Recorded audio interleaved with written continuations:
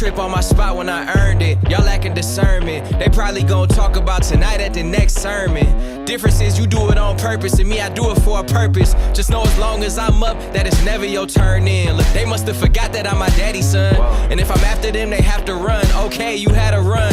Difference is we the ones that run it. Discipline is the difference between who got it and who won it. They rather count me out than count me in. Always count on me, y'all boys counterfeit. Ain't rolling with the punches, boy, I counted it. Y'all really judging me and I can't honor it. See, I was born in the ashes, so of course I rise. I'm in that state of mind for real, y'all just borderline. I wake up to look inside my daughter's eyes and realize I'm immortalized. Born in the ashes, so of course I rise. It's diamonds on my gold. They must have forgot that I'm my daddy's son. We the ones that run it. Born in the ashes, so of course I rise. It's diamonds on my gold. They must have forgot that I'm my daddy's son. Fighting for my life. We the ones that run it. Yeah, I've been under fire so long, but he made to shine out of cold. It's diamonds on my gold. Loyalty take a toll on my soul, but I can't fold. Red snow made my heart cold. Up close on his clothes like I'm trying to scan a barcode. Demon hit the gas pipe, sound like pop smoke. I wasn't nervous or nothing, I seen it locked in on. Come from where a hot stove can heat up your house cold. Came back to back over head of his household. Pack chrome, still face, they all say he act grown. Survivors of a tap phone, bit up his backbone. You gotta know the trap code, don't call to the pack bone. Fighting for my life, refuse to end up a sad song. Yeah. Fighting for my life, refuse to end up a sad song. Yeah. Stop. What's good? Let's do a mic check. Good afternoon to you too. Let's do a mic check. Let's put the comments up in the section if you don't mind. Give me a couple seconds. I'm running a little bit behind. There we are. Just got out the shower and wanted to go maybe about an hour. Let's go an hour today. Can we do that? What's good with everybody? Welcome to the Wyatt Live 1 p.m. conversation. Got a lot to talk about today. I don't know if I'm going to get it all in one sit down today. I've been going into sorry, I'm reading message here. Apple. I've been going in through the Wyatt Live Messenger group and reading some of the comments and what people want to talk about, what they bring into the table. And today it's probably, this is a freestyle for me because I haven't written anything down. I'm just going to go for what I know. I'm going to speak from experience. That seems to work for me versus trying to come up with these ideas. And, I'm one of them individuals that pretty much speak from the dome and speak my truths and what's on my mind and tell it to you based on the experiences that I've faced in life. That's usually what it is. So today there's a few different things I want to talk about. I'm going to wet your beak by bringing a few of those things to the table right here and right now. The phone lines will be open today. 513-310-0546 is the call-in line. Feel free to do so. I'm going to piggyback on a couple things that I spoke about yesterday and a couple of things that may have been brought up yesterday that I was not prepared to have a conversation about. I'm still not prepared to have a conversation about the Joy Taylor situation. That's the lady over at the Fox Sports Network, and they having this lawsuit that's hit her with the hairstylist. I got a little bit more information. I'm going to give you my 2 cents on that today. It's not going to be a very long conversation. I got a few clips. I got a clip of what she's about, how she is. She says it, not me. I didn't make it up. These are her words coming out of her mouth in front of the camera that she set up, just like I set this camera up. So, I try to stay out of that type of stuff. But, here's the thing. It is somewhat news. It does play in the perimeters of a whole lot of other things that's going on between men and women. It's relevant. It's relevant in a whole lot of different ways. I'm just not the inquiring mind needs to know type of a person when it gets to people's business. I really don't like getting into that, but I will give my opinion on it and I will share how I feel. And, it's not going to be deep. It's not going to be deep. I promise you, my opinion on this will not be deep. I'll give you the most easy, please. So like I did yesterday, but to be honest with you, the allegations are this particular lady who's a hairdresser at Fox Sports Network was being sexually harassed, being hit on. She's a single mom. She's from another country, if I'm not mistaken. I don't have all the details in my mind. And the thing is, she's complaining, saying that she's being hit on by some guys at the network, which I feel quite honestly is not right. Okay. But I'm looking at the circle that she's rolling in. This particular lady is a hairdresser. She's been there for many years and she's running in the circles of this lady. Her name is Joy Taylor. Joy Taylor is a personality on the network. Let me see if I have a picture of her real fast. I'm sure I do. This is Joy Taylor right here. She's the host of she's one of the hosts of a sports show on Fox, right? And basically what's going on right now, there's a lawsuit where she is being accused of being part of a little system that says don't complain. This is how you make it in corporate. This is how you make it here. So don't complain. Don't say anything. This is how I made it where I'm at. You got to sometimes do what you got to do to get here.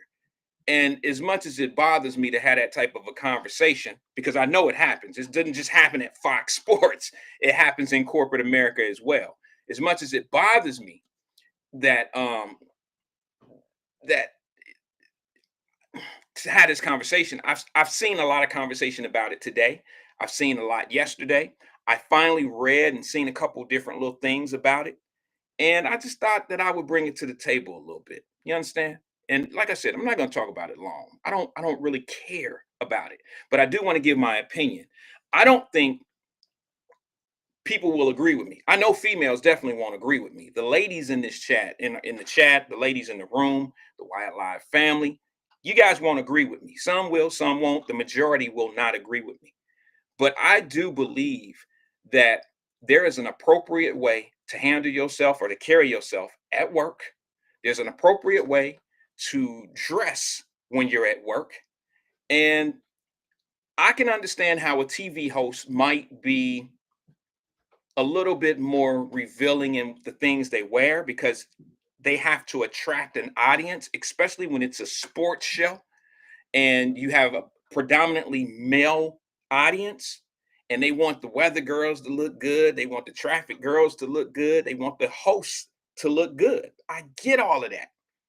But you're taking out of the argument, or you're taking out of the equation that they're going to look good for the people that are watching on TV, but they also look good to the guys that are working in that same room.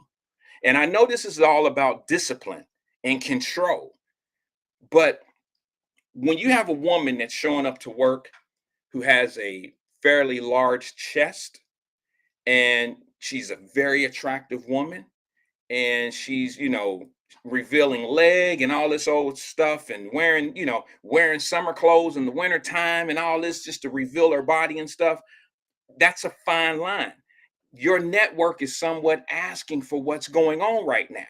Sexual harassment, whether it's on television, whether it's in corporate America, it's pretty rapid in America. Shit, you can get sexually. I know women that have made accusations of sexual harassment and they work at Home Depot and they got an orange vest on and a turtleneck and corduroys and boots. You understand? They're not revealing their body. So it doesn't necessarily have to be you revealing your body. It's just some thirsty men out there that will try to attach themselves to any woman that will allow them to be there.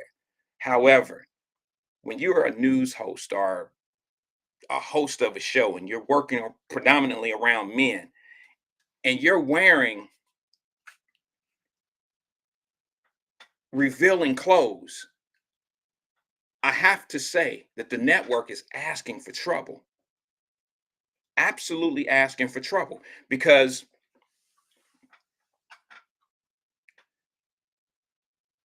at the end of the day, if you want to see them as being superstars or stars, I see them as being normal human beings first. and a man with being as weak as we are, it could be a problem.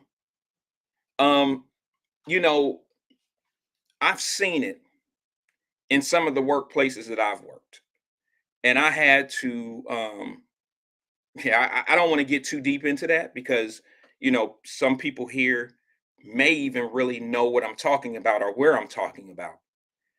But I quite honestly was in a position where I had a office full of ladies when I first got out of college, and I took my first job. And if you've been here long enough, you know where that job is. I was pressed on by some of these ladies in the office. And it was a very uncomfortable feeling because I was married and you know, I- it just didn't feel good. So I can imagine what a woman must feel like. But what I can't understand is women who dress down at work, who show so much cleavage, who wear certain attire to work, they get sexually assaulted, not, excuse me, sexually advanced on, and then they go complain. Now, I'm not trying to victim shame here, but at the same time, you have to be aware of what's going on around you. And to me, quite honestly, I can see how it works. It works both ways. I'm not here to be nobody's friend in this conversation. Okay. I'm just telling you how things go. Men get sexually assaulted. I keep saying sexually assaulted, pardon me. We get touched too. Okay. And we get talked to crazy, and sexual advances come to men in the workplace as well. All right. But it's not because of how we dress, I don't think. Now, we can get mad at my opinion or whatever. You can say whatever you want to say. But I'm sure I didn't get pressed on because of how I was dressed, because I'm not a muscle bound guy. I wasn't really doing one of the, pin up guys or nothing like that. Maybe it was personality. Maybe it was the way I dressed, but it wasn't because I was revealing anything. I don't know. I don't know. But anyway, this particular lady made it very clear. Her name is Joy Taylor. And what a lot of people who may not understand this story is this. She went on a podcast of her very own. Let me see if I can pull this up. Let me see if I burned a clip. This is not going to help her in court of what's going on. Let me see if I can find it first, guys, before I do that. She is telling you what she's about. You understand? She's telling you what she's about in this particular clip. And then if you ever go back and watch any of her shows, which I went through YouTube and I pulled up some of her shows that are on this Fox network, and very few shows does she have any clothes on. I mean, I understand. I get it. You're trying to do this for the clients, for the customers. You're trying to get the ratings. I understand that. But there's a work environment that's involved in this as well. And she made it very clear to the lady that's filing the lawsuit, who she was friends with, and they hung out and they went to parties. And she told this lady, who is a single mother, don't complain. You got to do what you got to do to advance your career. This is coming from the lady who dresses the way she dresses, there's multiple men on the set that have had this lady, and that's part of the lawsuit as well. It's going to be real tough for them to get out of this one, based on the fact that this Joy Taylor lady has had several relationships with men in the office. And for her to go back and tell the hairdresser, her friend, stop, don't complain, don't go to the office, don't go to HR, don't do this, don't do that. If you want to stay here, if you want to stay advancing in your career, this is part of the job. This is how we make it. This is what we do. Now, I would think that a lot of women would be upset about that. You should be more upset at that attitude than you upset at me saying that women shouldn't dress a certain way in the workforce. I don't know why you mad at me, or why you would have a problem with what I say versus someone who purposely enters a workforce and uses her sexuality to advance her career. I just don't understand, because that set women back. A lot of women tell you, like, men press down on me all the time, but I just keep on going, and then it's over with. All right. But when you purposely go in to get hit on so you can advance, I would think that women would have a problem with that by that woman. Here's that clip that she actually put out. She didn't do it recently. This is just one. This gives you an idea who she is and what she likes to do. Check it out.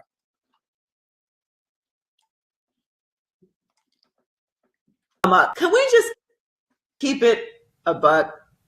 If they're fine enough, if they're funny enough, or if their financial status is what you want, fine, funny, fucking money, you're throwing all boundaries, standards, all that shit you talked on Instagram about how you would never and this woman ain't because women this and men this, and you're moving forward with this person.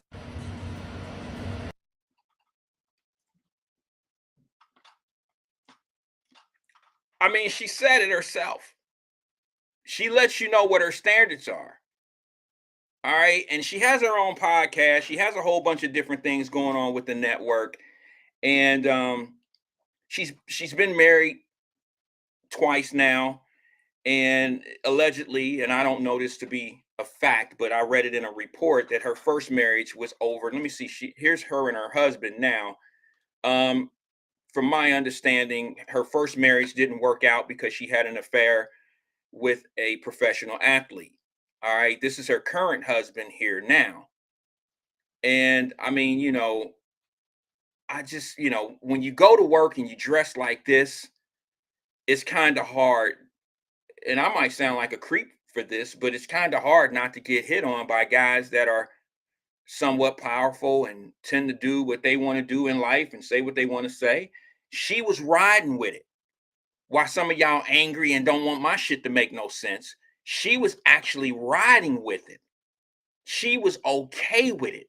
This was part of how she do things. And then when she tried to push that lifestyle on someone else, the hairdresser had a problem with it. And she's like, nah, I'm not going to be sexually harassed. I'm not going to let people pinch me on my behind. I'm not going to stand for that. And I understand. I get it. But my thing is this.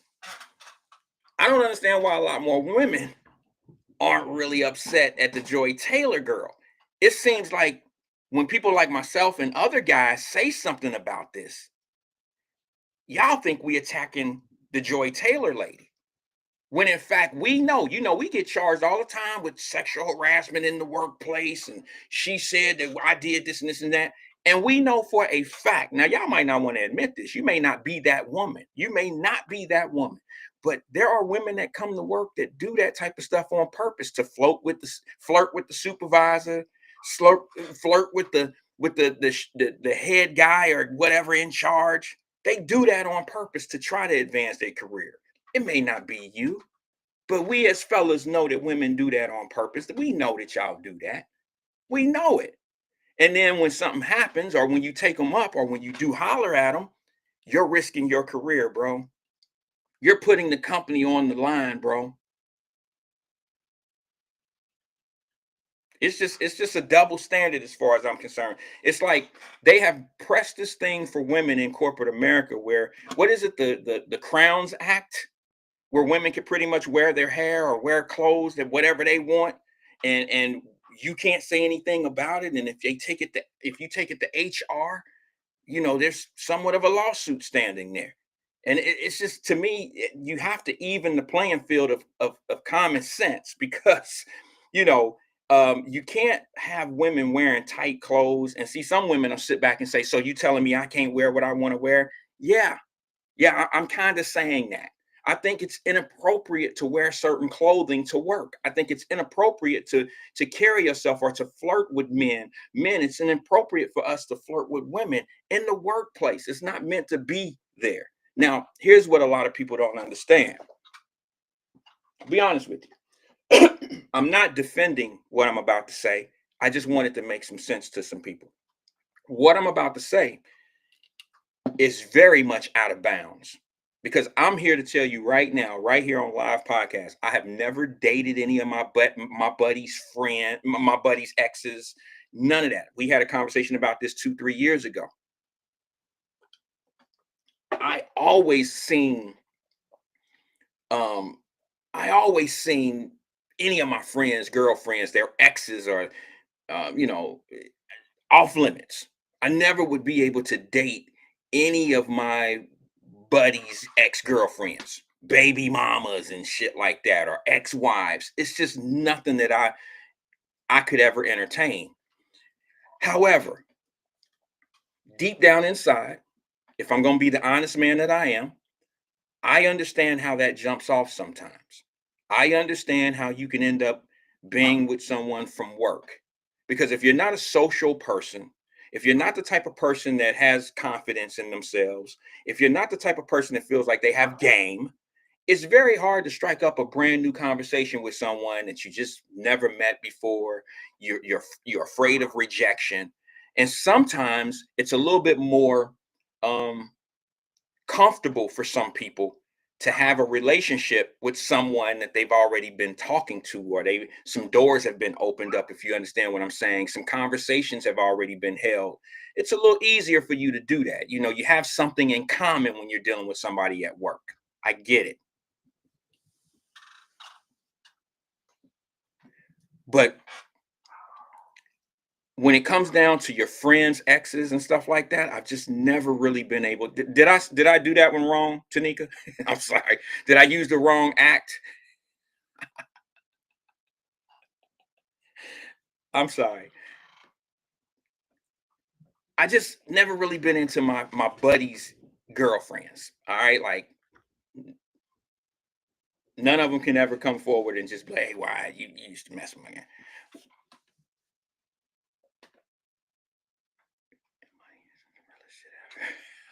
Okay. All right. All right. So look, I've been looking on the Joy Taylor thing a little bit. Fame, stick around. I'm gonna talk about that subject that you wanted us to talk about today. That was one of the touchy ones. And that is, and I do have a clip. I don't know if you've seen that clip of Steven Jackson, but I'm gonna play that clip from Steven Jackson that's in the Wyatt Live Messenger group. All right. Okay. But anyway, yeah, I've never really been one to date a friend's ex. I don't know how anybody ever done. Some of y'all probably married to one of your friends' exes, which is fine. Which is fine. I just found it to be a little out of bounds for me. And do you get in your feelings if one of your friends dates one of your exes? I mean, I don't know if that's ever happened to me. Um, I haven't had a lot of exes in my life, so I don't know. I did have one particular ex that we were friends first, and we dated for a short period of time. And this was when we were younger. And one of my childhood best friends ended up doing what he do with women, and I knew he was going to crush her. I knew he was going to crap on her, and I didn't want to get involved in that. And probably one of my other friends who is on here now, if she's not on here now, she'll be on here later. I went to her as a female, she's one of my female friends. I went to her and had a conversation, and I was like, am I tripping? Should I go to my girlfriend, my ex-girlfriend? Should I go to her as a friend and tell her, be careful? You know what I'm saying? Be careful, because he's not gonna do you right. And my female friend flat out told me, she said, stay out of it. Stay out of it, Wyatt. Just stay out of it. She'll learn. This is what she said. She said she probably already know what you're going to tell her. She already know that that's a that he ain't shit. She probably already know that. But let her do her. Let her find out for herself, or let her enjoy what it is that she finds cool about this dude. Let her do that. So sometimes you get these real friends that keep you on the even still. And I want to thank her. She know who she is. But yeah, that happened to me one time. I had a girlfriend. She wasn't nothing. We didn't fall in love and nothing like that. We were just kicking it as younger people. And she ended up with one of my buddies that I grew up with, who I knew was going to treat her, you know, was going to treat her crazy. And he might not have treated her crazy, but it ended up the way that I knew it was going to end up. All right, so let's move on. I showed you the video of Joy. Let me see if I have a picture of her. Give me one TikTok. One TikTok. Yeah, this is her. This is her on the set. Very attractive woman. All right. This is pretty much if you go to her webpage or whatever she has, you'll see that she has a ton of pictures. She pretty much markets herself as you know, a Hollywood star of some sort. She wears a lot of bikinis. This is Jason Taylor's sister from the NFL. He played in the Miami Dolphins. This is her husband now, her current husband. I wonder how he feels at this point to know that you had relations with some of these guys. Let me show you the one guy who she's a co-host with. Let me see if I have it. This is what he said, and there's a reason why I'm playing this one here. Where is it? I wonder how her husband feels at this point. Here's one of the guys on her show she's a co-host with, and of course, here we go with that fake ass shit, that fake leadership stuff of how tough it is for black women and all that shit in our industry. And come to find out, he's named in the lawsuit as being one of the people that she's having sexual, an affair with in the office. Let's play that real fast. Then I'll move on. This is such an uncomfortable conversation for me. I don't like it. Check it out.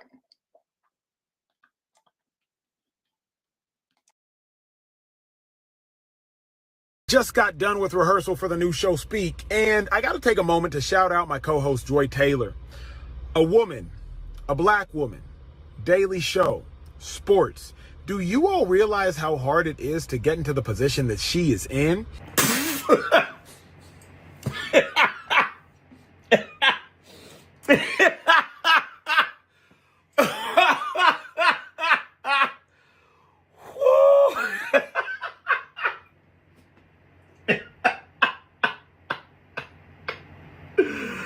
Oh, I bet it was a hard position.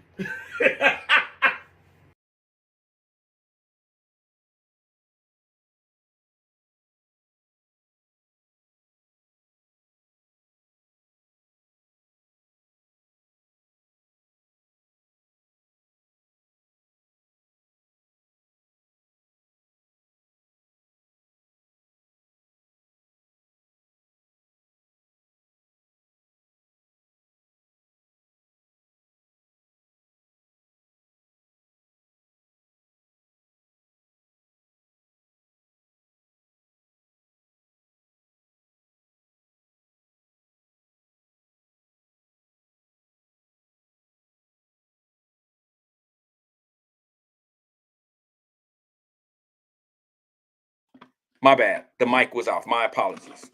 He knows. This is crazy to me how this guy knew that this woman was sleeping her way up to the top. And he goes on here and he says, do you know how tough it is for a black woman to make it?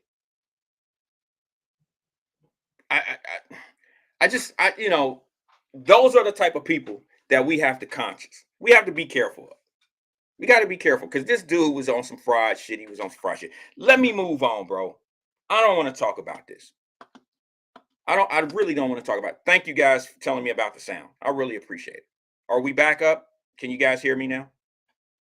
Thanks who took the time to tell me that the sound was down. I appreciate it.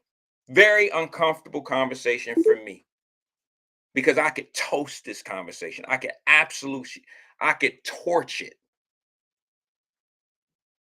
I could torch it. But now we're going to get into something a little bit more familiar with me personally, my life and the things that I've gone through. I don't know if Fame is still around, if he's around here, but he put a comment up in the Wyatt Live Messenger group about having a conversation about fathers not being in the home, fathers. I hear you, DeAndre. Oh man, yeah, fathers being absent in the home, and it seemed like Fame and Miss Williams, as he calls her, were having a conversation about this, and they go back and forth. Fame tends to have this way of thinking. I think Fame believes that the reason why most men who are not in their children's life, and I don't want to put words in his mouth, but I think what he's saying, what I'm getting out of what you say, Fame, is most men who are not in their child's life is because of the woman. I'm not in a position to dispute how you feel or what you think about it. I can only speak from my own truth. And I can tell you right now that my father was nowhere in my life, and it had absolutely nothing to do with my mother. And I hate to hear when guys say men are not in their child's life because of the mother. I'm still trying to figure that shit out because I don't know a mother that can keep their kids away from their father if the father is doing what the father is supposed to do, whether it's court ordered, not court ordered. Is it maybe you're thinking because the mother is in the child's ear and now the child doesn't want to have anything to do with the father, so that has disenfranchised the relationship between the father and the son or the daughter. Maybe that's the angle you're coming from. But I still, Fame said, did your dad tell you that? No, he didn't have to. He didn't have to. Here's the thing. Here. Maybe this will clear it up a little bit. My mother never said anything bad about my father. Not for him not being there, not for him not paying child support, not for him not spending time with me, not for him not coming to the boys club to pick me up, not for him not watching me play ball, basketball, baseball, all the competitive sports I've been through in my whole life. He's never seen me play one game. It's not because of my mother. He chose that. He chose not to be part of my life. I sought him out more than he sought me out. And I could tell you right now, most young men will do that. Most young men who know where their father. I used to ride the bus all the way from what is that, like Mount Auburn, when I was a little bitty boy. Not little boy, but I was somewhat young, 10. I would ride the bus from Mount Auburn all the way to Madisonville. He wouldn't even come pick me up. I would ride the bus as a 10-year-old kid to go see him, and I had to take 2 buses. And then when I got there, he might drive me downtown so I didn't have to catch 2 buses. So it's like, no, you can never convince me in my situation, Fame. You could never convince me that it was my mother that kept me away from my father, because number one, and I've said this on the show a couple years ago, maybe 3 years ago, I said, and I know my mother, y'all know my mother passed, and I know my mother remembered this conversation. I thanked my mom. I told my mother, I said, thank you for never talking bad about my father. And I asked her, when I graduated from high school, I asked her, I said, why? He wasn't at the graduation. He didn't come to my college graduation. He don't even know. He's never even met his grandkids. He doesn't know. He wouldn't know his granddaughters if they knocked on his front door. He wouldn't even know them. Now that's some shameful shit. My mother has nothing to do with that. You understand what I'm saying? She has absolutely nothing to do with that. I'm trying to find this video that I want y'all to see that's very relevant to this conversation that I'm having. It's very important that you see this particular video because there's some truths in it, Fame and Alethea. There's some truths in this video, but I don't agree with the whole thing. Okay? I really don't. But how I know my mother had nothing to do with it is because my mother never spoke bad about my father.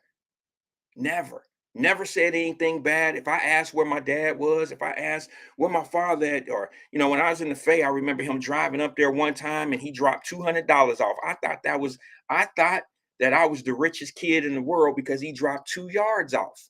He dropped 2 yards off for some school clothes. Y'all remember that story? Remember that? I told you we went to Gold Circle and went places. That shit didn't last long. I was treating Granny and everybody to lunch. He was funny.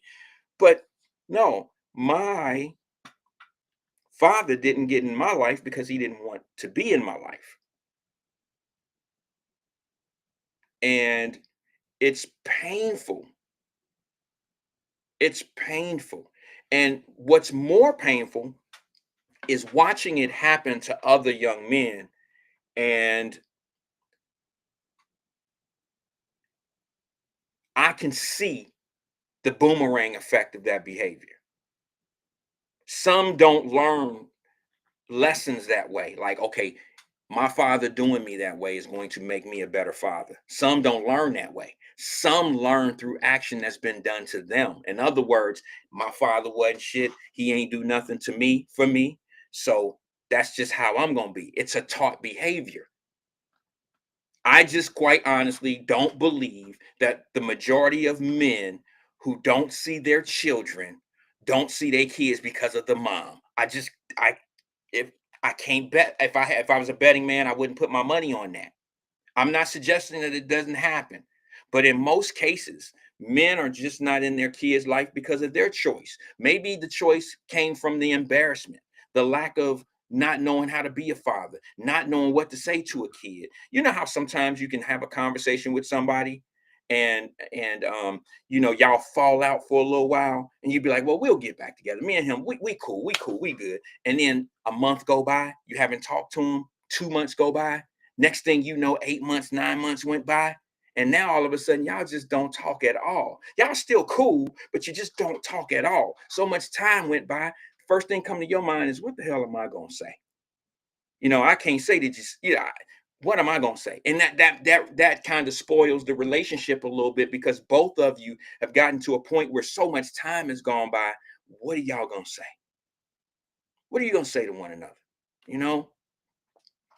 Maybe that's what makes some of the fathers do it. My mother never took my father to child support, never took him down to the office to get child support. My mother got assistance, okay?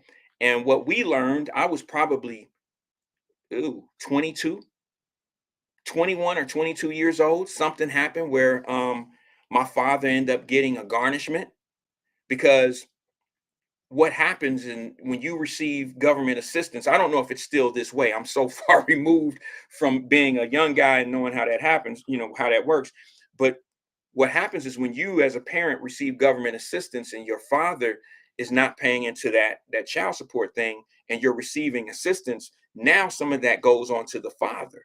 Okay, he's now indebted to the state. And what happened is, believe it or not, there was a $4,000 outstanding balance on my father. Now I'm giving y'all some truth about me. Some of y'all may know these be true because it happened to you being the father or you being the son, and it happened to you.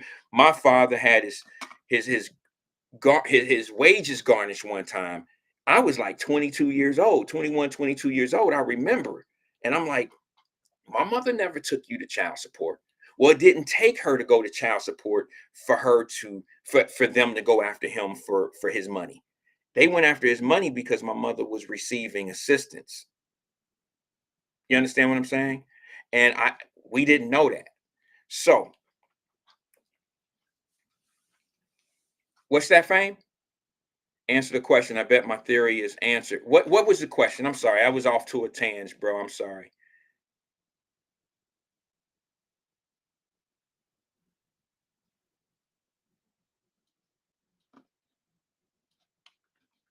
I don't. Oh, how much older is my father than my mom? My mom was 14. My dad was 16. Yeah. Sorry, I missed that. My apologies, bro. You know how the screen go by so fast. How old? They were teenagers. They were young. They were young. But here's the thing.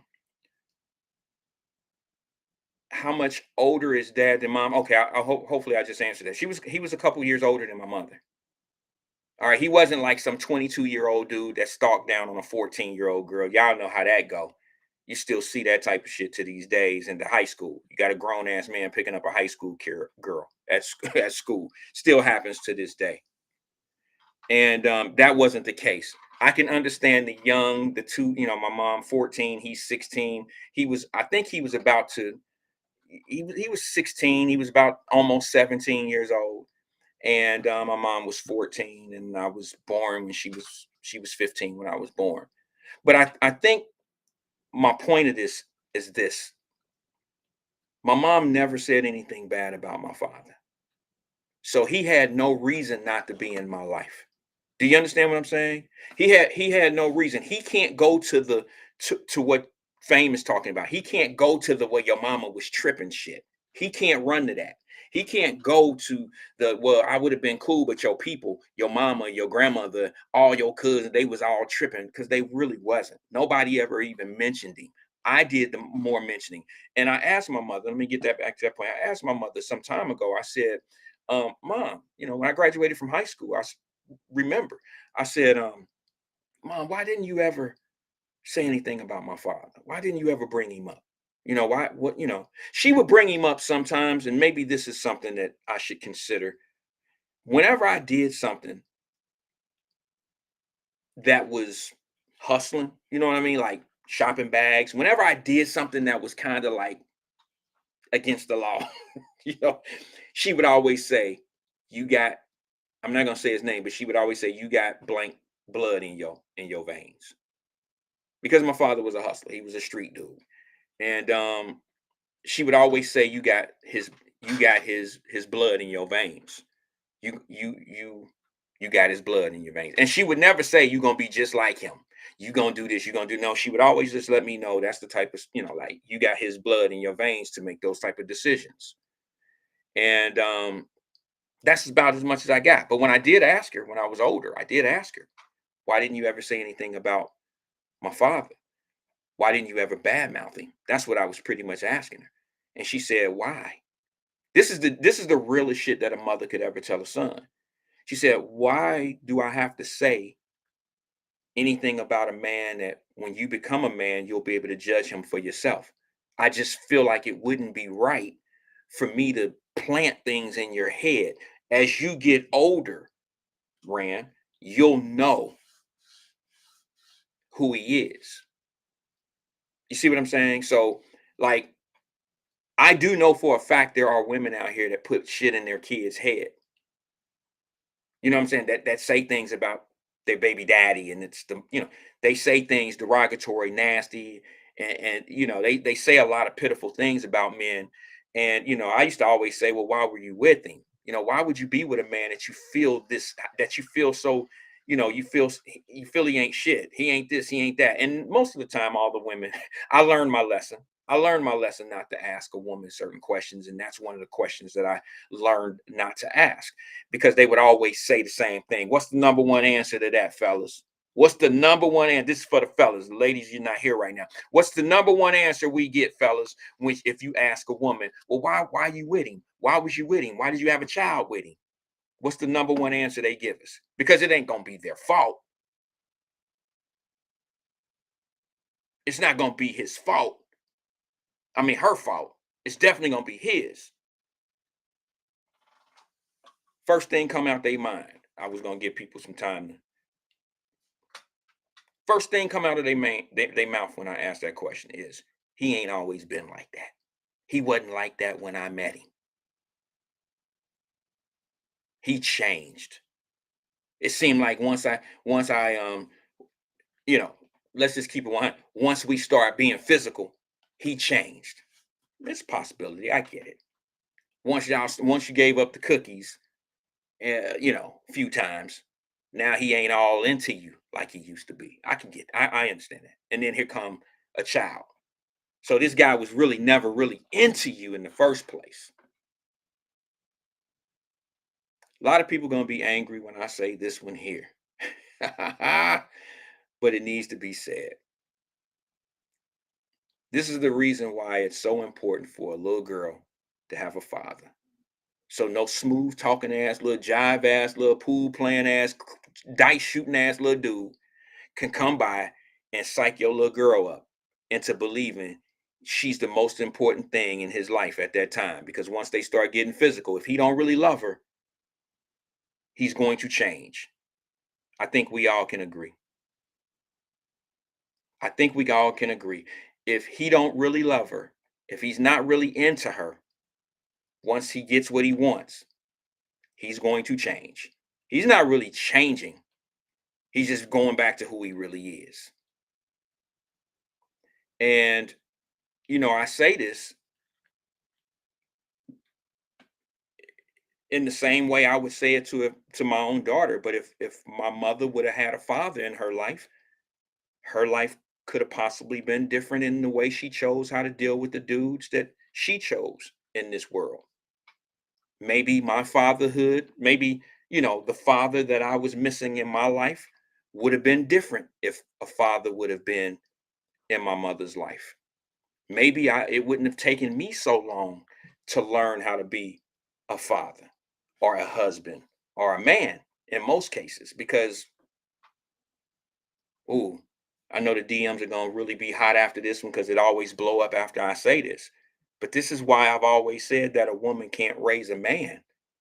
Oh, y'all do the best you can. You make respectful dudes, but you don't teach us how to be acceptive to women ways the way a man should be. A man teaches a man how to read a woman different than a woman would teach a man how to read a woman. Women can only teach a man how to deal with a woman like a woman deal with a woman. A man is going to teach a man, a young man, how to deal with a woman from a masculine, from a man type of way. That's why we have so many men out here who don't understand women. That's my opinion. Let me show you this video right here that Steven Jackson, former, let me just put this on the record for my fellas. I don't really like Steven Jackson. All right, he was an okay basketball player, but he wasn't them dudes that then, he just really, he reminds me of the dude that's just, who wants to be tough when it's not necessary to be tough. Like, he wants to be a street dude and you're not really from the streets. You just want to act like this strong, tough dude. You came from all these old crazy places in life. And it's not necessary, bro.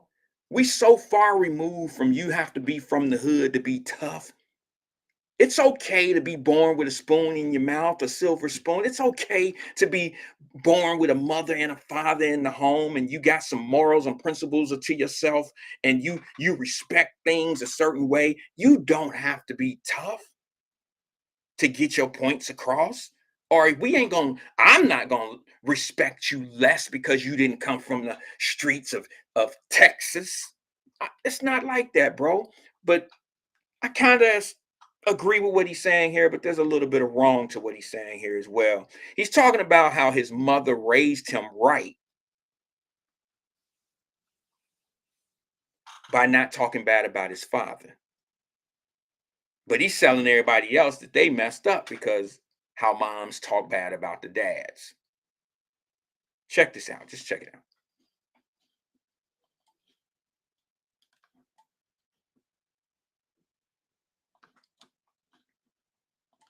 Hey, this is the difference between me and a lot of you niggas. Why y'all suckers? My mama raised a man. My mama raised me different. See, a lot of y'all mamas and daddies wasn't together, and y'all mamas spent their whole life with trying to make your daddy miserable because he ain't moved on with his life, right? And all she did was talk about it. See, my mama didn't do that. She didn't talk about my daddy. She never pressed child support on him, and he stayed 5 minutes away. I sought out my own relationship with my daddy because my mama didn't demean him in no type of way. She didn't ask him for nothing. If he wasn't gonna do it, so be it. My mama made it happen. A lot of y'all mamas sit there and bash the daddies their whole life, make them pay child support, then when child support up, and y'all done spun it all, not gonna have a relationship with your daddy. Cause your mama can't buy you no car, can't pay your college tuition. So now you're not gonna have a relationship with daddy. Say, man, mama, I love you for doing it the right way, doing it the G way. And you raised the G by not belittling yourself or demeaning my daddy. I love you. Now, I don't know. I mean, I get what he's saying,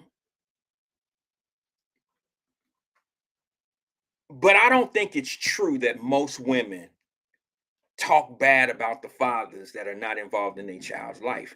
And maybe I'm biased because my mother didn't. Okay, maybe I'm biased because my mother was just not built like that. My mother never said anything bad about my father who wasn't in my life, and I had questions. Maybe it's because of what I've gone through. But I can guarantee you there are some people that the moms wake up every day and say something bad about their father every day.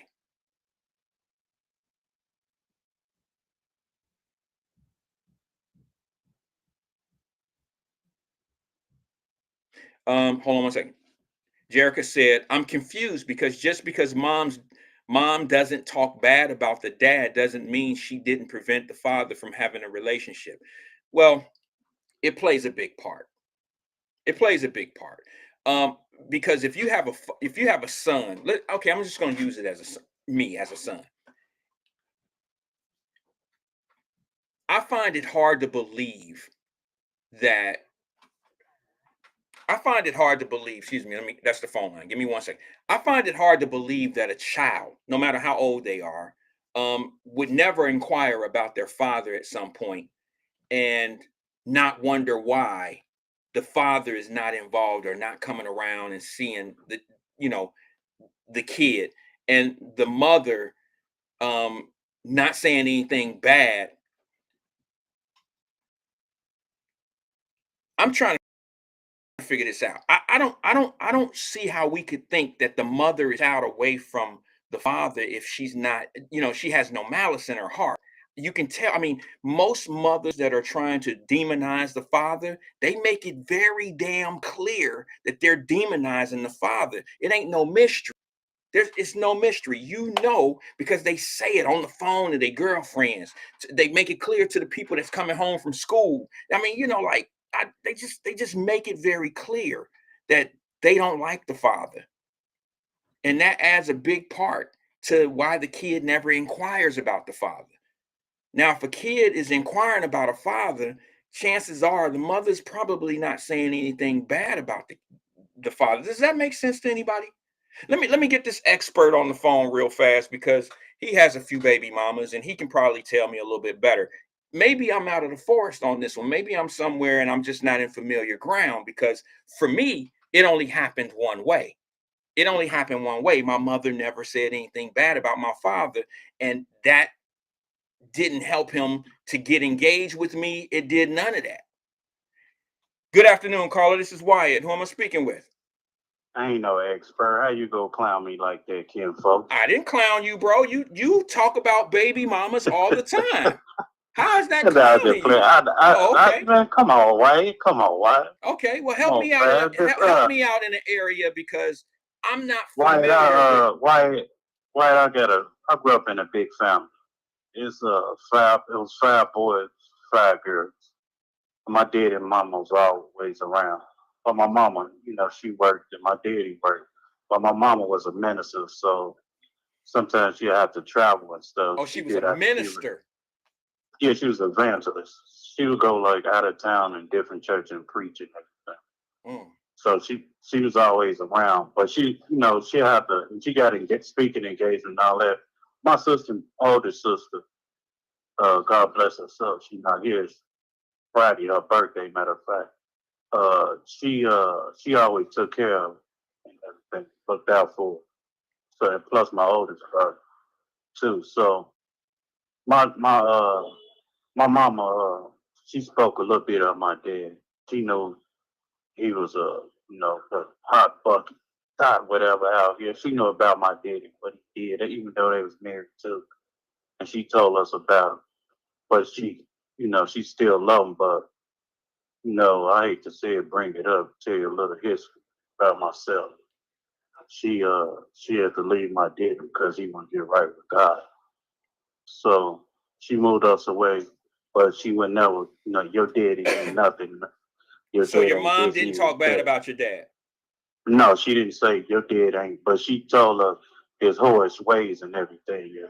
All the girlfriends. Kind of talking bad about him. Telling the truth, that don't make it bad. I mean, if telling the truth it is the truth, right? He had. Yeah, because I asked my mama when I was little, like, Daddy, Mama, I know you don't care and you're a sanctified woman, and you always say Jesus your man or whatever. But why do you always got women around him and everything? Because I called my dad in the act plenty of times with women, and I want to know. And I asked my mama. And then I said, do it bother you? She said, no, I know how he is. And he wondered why I don't sleep with him and all that extra stuff. Like, oh. That's how mom dropped I never asked my dad, like, why you do mama like that? And none of that. Because I already knew what was going on. It wasn't my place or whatever. I mean, my mama fine with it. And, You know, she ain't messing around with nobody. Jesus on her, man. She already you tell I'm just praying for you. You know, she left my daddy because he wouldn't get right. So it is what it is now. Wyatt, I got 6 kids. 2 on here, 1 in Mississippi, the other 3 outside Chicago. I got 5 baby mamas. Out of all of them, Wyatt, probably, let me see. Let me get this straight, Wyatt. 1, 2, 5 of them stay about every last 4 of them talk bad about.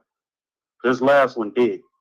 But 4 of them, they put in my kid's ear, which I already told them what was a scoop about me, what I was doing and everything else. Why this, why that? They put in their ear, your dad ain't this, your dad ain't this, he did this and all that. I'm like, okay, y'all can believe whatever y'all want to believe. But why, let me tell you, man, when they got grown enough and everything and realized that it wasn't my daddy's fault, it was mama's fault. I said, I kept telling y'all, but y'all thought I was this and all that. When I'm telling y'all and speaking y'all and telling y'all, not lying to y'all what was going on. And y'all fed into that. I said, I knew it was something. Be a little bit more specific. Be a little bit more specific, because you're gonna have to explain that to some people. When you say that the things that you were being accused of was not your fault. Whoa. Was not your fault. Was not your fault. It was their mom's fault. Be a little bit more specific in the things that you say. Like what? What was their mom? Okay. Like I say, hey, y'all, I'll be there such and such and stuff. Give me time. Hey, I gotta work. Oh, hey, I ain't gonna lie, I gotta get this money for y'all. Christmas coming up, the birthdays or something like this. Okay. I say I gotta do something and stuff, get some money. I ain't telling what I was doing. Hold on, twin, because twin. I'm not trying to cut into the story. I'm trying to give something to it so we can understand. Okay. Are you basically saying that when you made a promise to be there and didn't make it, you were trying to fulfill other obligations that would better them?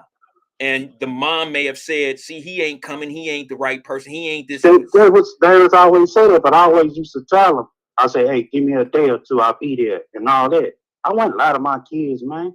And I tell them the truth. He ain't doing nothing. He ain't nothing. He got holes over here. Look at him. He just drop money off and keep it going. But I always tell them, hey, did you, twin? I'm coming back, man. But did you, twin? Time. Twin, did you have other women over there that they talking about? Did you? I never. Why? My kids never seen none of the girls. I got you. They never saw none of my women. Okay. Because I have respect, man. If I'm still creeping one out with your mama and everything, why would I show you and you go tell on me? No. I ain't never did nothing. I have respect for my kid or whatever. But other than that, man, the women's, man, they dirty, man. They dirty. They feel that they will feel junkie mindset and manipulate them kids and all that. And that's all they got. My daddy ain't nothing. He ain't gonna come get me on things. So let me ask McDonald's, that's it. Don't nobody want to hear that. With all that being said, let me just, because I'm trying to understand myself and I'm trying to fill in these blanks of understanding. Are you saying that your children didn't have a relationship with you because of the things that their mom said about you? Exactly. Okay. They always say, Mom, when they got older, like maybe 12 or 11, something like, they told me everything what went on. I said, why would you ignore my call when I come over? You went, and they told me the scoop what went down. You know, like one of my oldest sons, my oldest out of all of them, he like 28. Yeah, he was telling me, I said, man, I was trying to come get you when you was 6. When you went through the system and everything, man, everybody, and even your grandma, she said, twin, I got you and everything. Then somehow the kids got back to my baby mama, because it was crazy. I tried my hard, man, to do whatever for my kids, even though I saw them all the time and talked to them. But it's just crazy stuff the women do, man, out of spite. Man. Just because you don't want to be with them all right, they do this and manipulate their kids and put all that stuff in their ear. It's crazy, man. So did you ever go to court to try to get custody or to get joint custody of these children that she was talking that you're talking about? No. I ain't trying to do all that. I still go. Eventually, they believe what I was saying and everything else. If I don't tell them, I say, all right, can one of my sisters come get y'all or y'all need something, I'll be there. And then I say, I'm about to go to the joint for a minute. I'll be back. And I told him what went on. Jesus. Bro. What, man? You think those are justifiable means of not being in your child's life? No, ain't justifiable me. I'll tell him the truth, though, what I was doing. It sounds to me, twin, that you think that because they never caught you doing the things that you were doing, that because the mom says something about it, that man, takes you it out was he say, she say stuff, well, man. Why? No, I'm dogging everything, right? No, it man, wasn't. I'm making money. You think I got time to settle down with a woman, man? I'm saying all these dollars.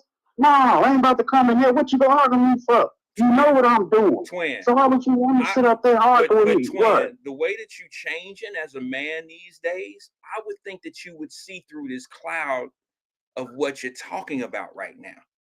You should be able to understand why people don't understand where you're coming from in your position of, well, this woman said all these bad things that I was actually doing. She said all this shit to my kids, so it made my kids not want to be with me. How about saying? But you don't put that in your child man. Come on, man. Come on, why you know whatever we got going on between us, they're between us. A damn kids can stay in their place, man. Come on with that goofy stuff, right? I truly understand. Chill with that, man. You shouldn't whatever goes on in here, because like I don't argue with my kids. Around my kids when I went there, I don't argue with my baby. Hey, we talk, check this out. Twin. I'm not gonna every woman I've been with. Yeah, tell you, I ain't gonna argue with them. Twin, I'm walking away. Twin, what's up, man? There are repercussions to your actions, brother. You can't just sit back and say, because my kids didn't catch me doing the things that I was doing to their mother, that there won't be repercussions to my behavior, because the mother's gonna be hurt and it affects the children. At a certain point, you got to say, I can't do those things because it does affect my children. So I got to I got to be more careful about my actions. I just got to change my actions. And then I won't have 5 different women with these same time. Look, bro, you're the common denominator in this issue. It's 5 of them and 1 of you. Who do you think is really the problem? I ain't the problem. I got you. See, there it is. Perfect. I ain't no damn problem. No, I'm not no problem. I'm not about to confess to it that I'm the problem. Okay. No, I'm not here to make you confess to that, brother. Right now, they need to quit doing that, man. Putting mindset, devil feel junkie mindset in his kid. Your dad ain't it. He ain't this. He do this. No, don't do that. Whatever I got going on, they between me and you. Whatever I tell my kids, they between us. You ain't got to say, I've been with these hoes, I'm selling dope, I'm doing this. No, that's between, because you mad. Okay, I got you. Mad. I got you, twin. You mad for no reason, man. You mad out of spite. That's what I'm talking about. My whole relationship been out of spite, jealousy, and envy over goofy stuff, man. And half of the baby mama I wasn't with them. It was just here. You ain't gone. That's what it was, man. So now let me ask you something, twin. And I'm just saying, this is like a hypothetical. I hate doing hypotheticals, but I have to do this in this case. So maybe you'll see through this dust of cloud of bullshit. Let me just ask you, if my wife and I have 2 girls like we do, and I did something in the middle of our relationship and I ended up having a child outside my marriage, and that kid is now do you think if my wife found out about it that she has no right to tell my children that I have a child outside my marriage and outside my family? Should she not tell my kids that? I'm not talking about that. Oh no, bro, it's the same. Go on with that, man. You know it's gonna be. You know they gonna be hurt. Well, of course they're I told my kids know about the other kids. Come on, they sister and brother. Come on. She ain't never mentioned nothing like that. She just say hoes. I tell my kids what they other brothers and sisters what I was doing. I ain't kept no secret for them, Wyatt. Come on.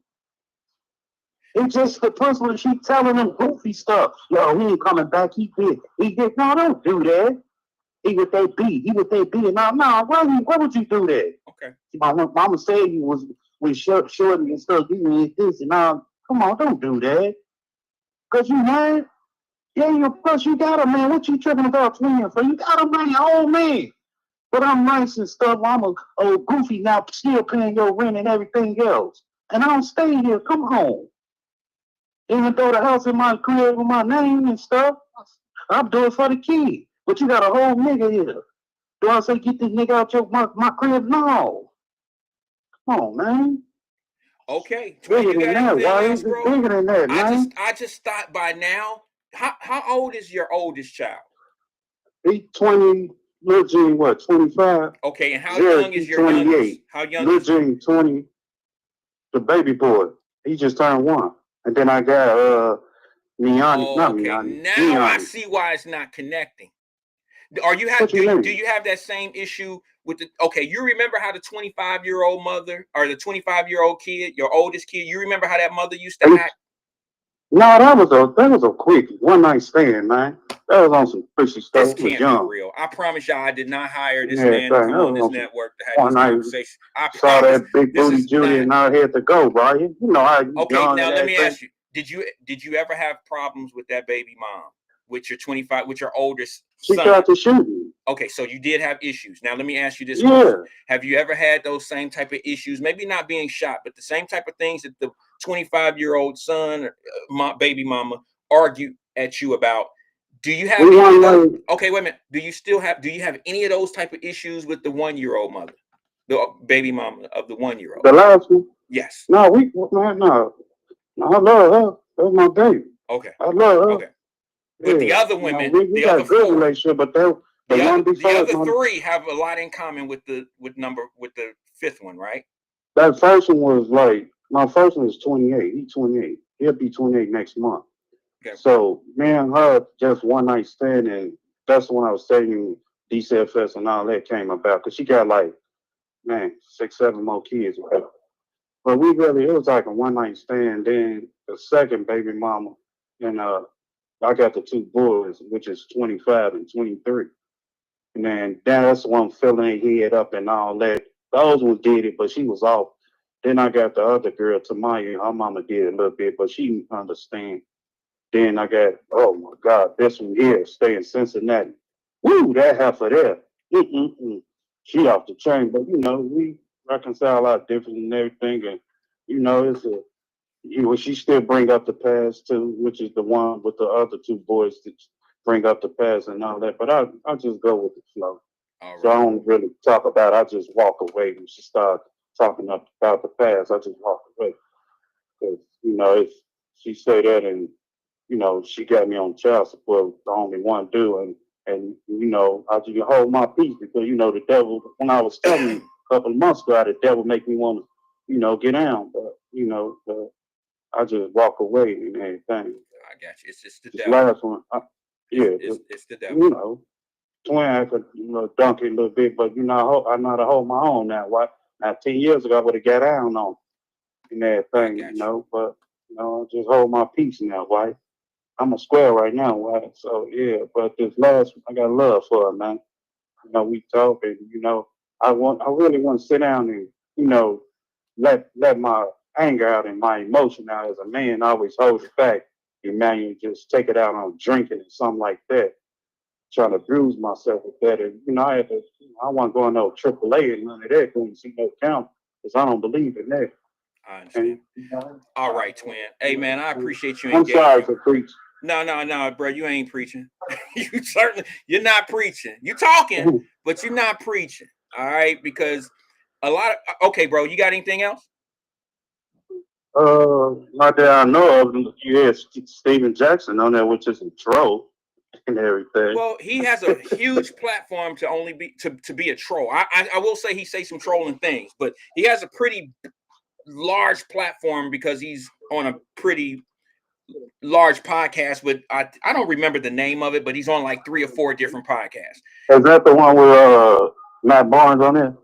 Yeah, he has He's still with Matt Barnes. Yeah, he has one with I believe Matt Barnes on there. I believe I can't think of the other guys' names because they're all NFL and ex NBA players. And like he's an NBA I wanted player. to ask him about O Block. Yeah, I don't know. I don't know, bro. But hey, Twin, I appreciate you coming in today, bro, and engaging with us, man. You made it very clear. You giving me a lot of content, and I got a lot to say when you hang up. Not about you, so say, But about Let's those go ahead and say what you're gonna say about twins, so I can cut you out tomorrow. Okay, I'll do that then. I'll do that. I'll be ready. I'll Put my headgear on and I'll be ready. It's all love on here, Wyatt. All right, brother. It's No all offense, love, man. but I do have some things to say about what we just discussed. I'll say that when I clear the line. Hey, Wyatt, a woman, man, let me tell you this. You say it's hard for, let me explain to you. You say it's hard for a woman to raise a young man. No, it's not, Wyatt. Because let me tell you, that woman can be around her ex or her brother and know the game and stuff, and they can teach her the game. And she draw off her brother, especially if she the only girl, and she got 50 brothers in the house and been around these girls and they raising their kids. She can float off them and everything. Yeah. So some women know how to handle as being a single woman. That's called a gumbo pot of dysfunction. And that's where a lot no, of it's not. Yes, it's it called, is. Yes, it is. No, it's not. Okay. No, it's not. It's like, it's called, I'm a single mom. I can learn the tricks and trades just like my uncle and brother taught. Don't tell me I can't raise this boy. This boy go out be a soldier, manager, on his. No. See, what you don't understand is raising a child, twin, is not just getting them to an adult age. There's morals, principles. There's a lot of different things that come in raising. So you saying a woman can't do it? Not like a man. But here's the thing. So who raised you, the Boys and Girls Club? No. I have my flaws because of this. I'm not just saying these things because I think that I'm better than somebody. I'm saying these things because I know what my flaws are and where they came from. It's like this, bro. A woman can't raise a man, and a man can't really. A man can't do everything. That he can't do it all. He needs a woman as well. I'm not saying that a woman can't raise a child, but she can't raise a man to be a man. It takes a man to teach a man how to be. Okay, all right, bro. How come they can't? I've been around too many did it, right? Okay. You crazy? So especially the one that run the street like a. Uh-oh. I did not hang up on Twin. He fell off. He'll probably call back. I was getting there anyway. I was getting to that point. See, those are Twin. Feel free to call back, but like I said, I got 30 seconds for you. But to be honest with you, that's why we'll never get out of that exchange, because there are people that really believe, they don't really understand the nucleus of what a man actually does. Okay, in that relationship, like what he really supposed to be to a child. It's more than, see, I am not trying to say anything bad about women when I say they can't raise a man. Y'all, a lot of us understand that. I was raised by a single mother. I'm big enough to be able to say I know what I'm missing, what I missed as a man by having a woman raise me. She didn't raise a no respect having person, dirty, don't want to raise them.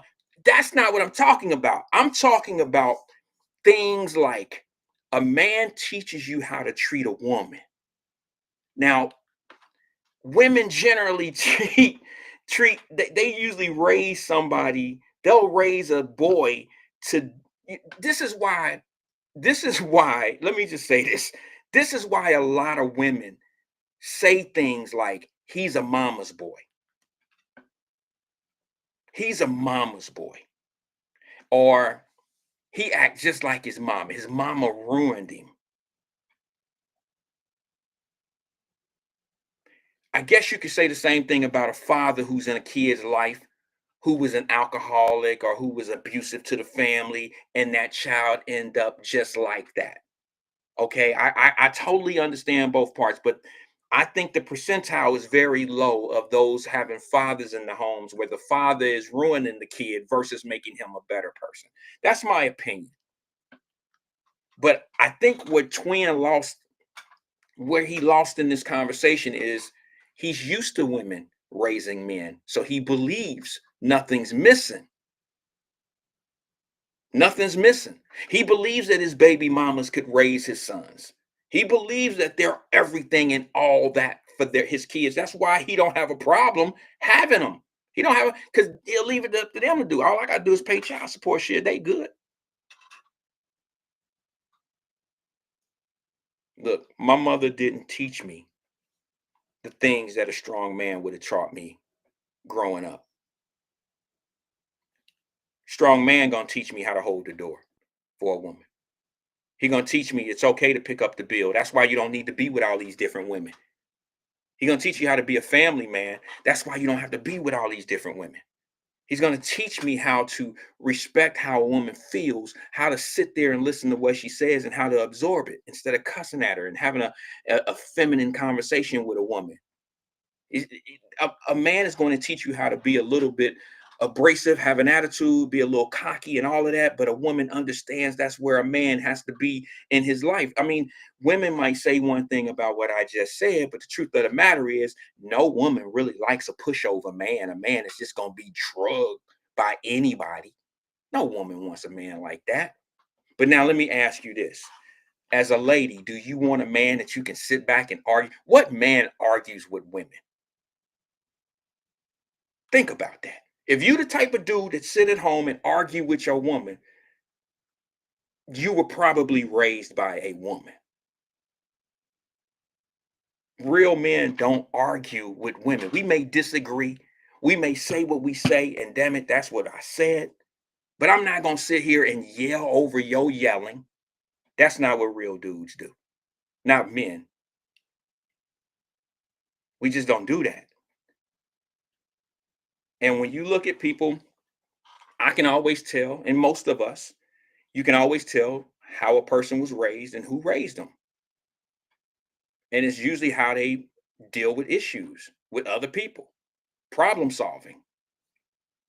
And a lot of the problem that we have as people is this ain't no color thing. This is just a man and woman thing as far as I'm concerned. I wouldn't even listen to me if I was the type of person that came from all these perfect ways in life. If I came from a family that had a mother and a daddy, white picket fence, ain't that what they call this shit? Grew up in the suburbs with a white picket fence with mama and a daddy and this and this and this and that. And I had everything perfect. And now I'm talking down to those that didn't have any of that. I'd be like, bro, dude, cut that shit off. You're talking to a man right now who has experienced the deficits of what I'm talking about. I'm talking about what I missed from my father, what I miss being a man. And it took me forever. It took me till I was like 30, 35 years old. Even once I had my first child at 30 years old. Still had work to do. Still had work to do. My algorithms call different things for me. Y'all know what I'm saying? Like the things that I watch on the internet, the things that I engage myself in, I pick up new things that define how I really feel. Sometimes it takes someone else to tell me how I really feel.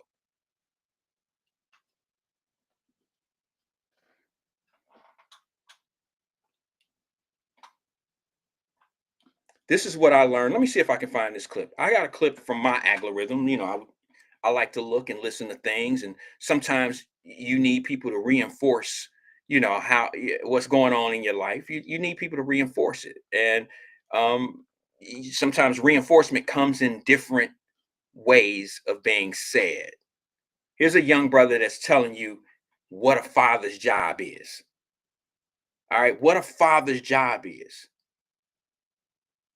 Check this out.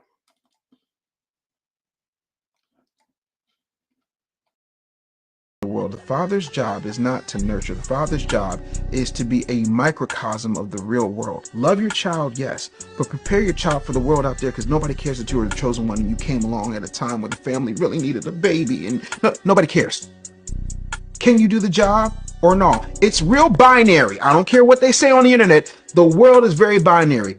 Do it or no. Can or cannot. Do or do not. There is no try. Your 17th place trophy in wiffle ball don't mean nothing to these people. Just like old, Rick with his 4 touchdowns in a single game. Like, nobody cares. We've got to create an environment that is grounded in reality and maximum skills, especially for our daughters. And then we also have to get to a point where we start shaming people for not doing the right thing. And the right thing ain't child support. The right thing is taking care of your kid without the interference of the government. The right thing is educating your kid without worrying about whether or not they get a degree. The world, the father's job is not to nurture. The father's job is to be a microcosm of the real world. Love. Exactly. That is what my algorithms call for. That is what comes to me, because I soak myself in things like this. These type of conversations. These are the type of conversations. This is the stuff that I look up on the internet. So it starts to find me after a while. What is a father's job? A father's job is to be reality to a kid. You know, most of the time, I'm the bad guy in the house. I'm the one that keeps the curfews. These are years ago. Okay. My babies are pretty much grown at this point. But I had to do the disciplinarian. I had to be the disciplinarian. I had to be the person that was like, my dad, I can't do this. My dad won't, I couldn't survive if I disappointed my dad.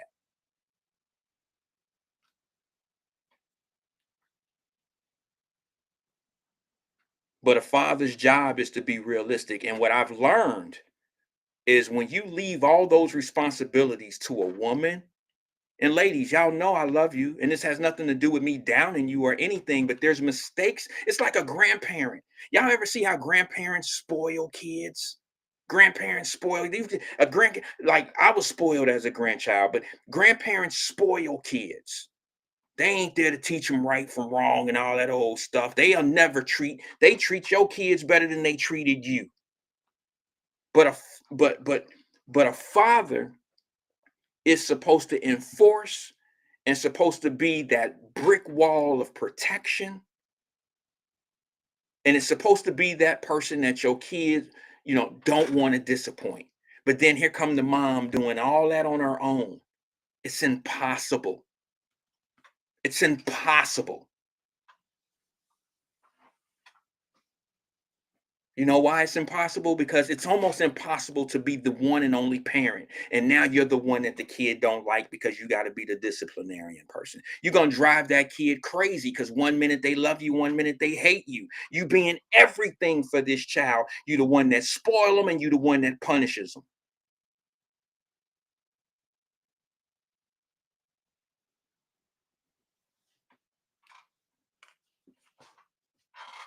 Been there. Been there.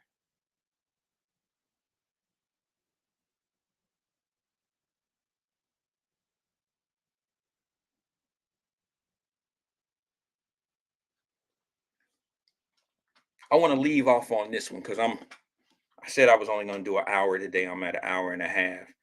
I want to show you this video right here. It's very short because I'm so sick of people talking about Black love and marriage and things of that nature. Yeah, I get a lot of that in the Wyatt Live Messenger group. And, I love Black love. But I get tired of y'all thinking that the only time that Black men get married is when we become successful, get money, and then we want to go marry off in a different race. And it's such a myth. It's bullshit. And you need to know that it's bullshit. Almost every brother that I know, that I associate myself with, is married and taking care of a family, or the family is already out of the house. Because I'm at that age now, I'm almost there. But I'm getting tired of y'all getting down on my brothers. Now, look, I know I just got off of a crazy call with Twin, and Twin just set this whole point that I'm about to make. He set this fucking shit back a whole decade.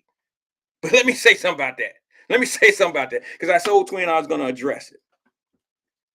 All I can say is this.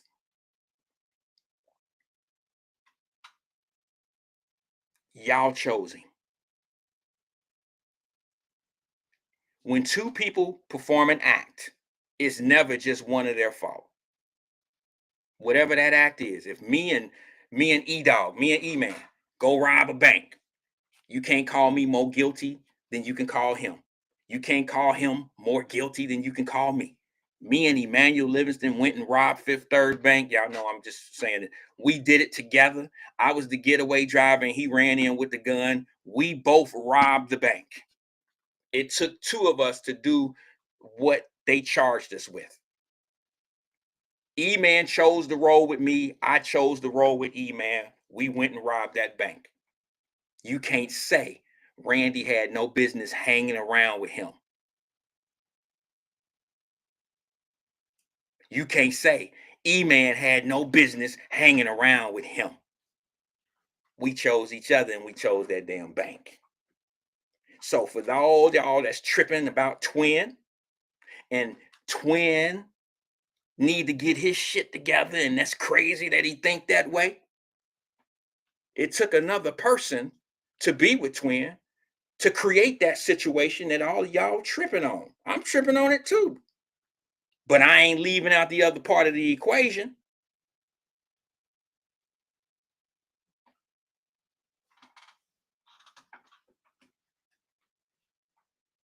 Never hear about that one.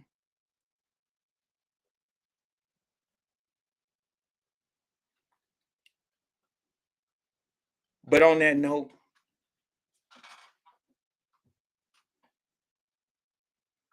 being 30 years with Mrs. Wyatt and some of my friends, you know, some of my people that I call my friends, and a lot of my associates who are married and look like me and Mrs. Wyatt. Y'all know what I mean. I get tired of hearing how when black men get successful or get some money, they go off and marry white women. And that's just such a myth, because that's what the media want you to think, because they want us to hate one another. When you get people on here talking about we shouldn't be with white people, we shouldn't this and we shouldn't that, and blah, blah, blah, blah. They're not talking about the larger part of the numbers, because most black men that are successful in this country, and I don't mean have millions of dollars, because that's what seems to be the only people you want to put in our face. They supposed to be the representation of success. Success to me is when you have a family and everybody's succeeding in what they're trying to do. Money is not the equate. It's not the bar of success. It's staying out of jail, keeping everybody clothed, being good. You know what I mean? It's just being a good individual. That's the equation of success to me. Some have their own different bars. I'm just speaking in mine. For me,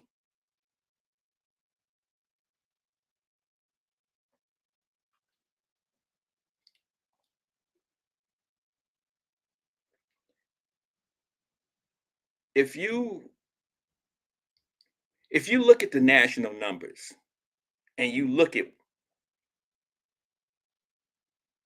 who we are actually married to, the numbers don't lie.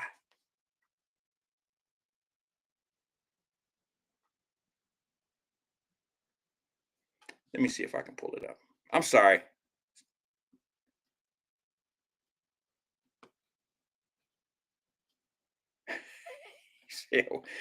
Ike Turner, what's up, man? I haven't seen you in forever. Um,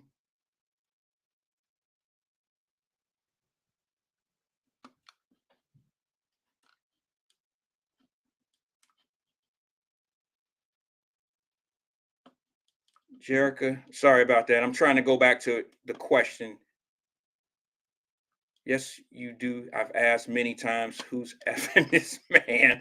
Yeah. Sorry, guys. Look, y'all gotta understand these comments. I don't know how you see the comments on the screen. I can't really see it like that. But the comments go by so fast that I can't really keep up, especially when I'm talking. If I had a producer and I had an earpiece or something and I could get a hold of some of these comments, I promise I would answer them. Davis Denise, what's up, sis? Ain't seen you in a while. Peaceful, not stressful. Cherry. Dina says you haven't been reading. That's the one I seen. Dina says you haven't been reading the comments, Wyatt. The baby mamas catch hell in the chats too. Oh, really? Oh, okay.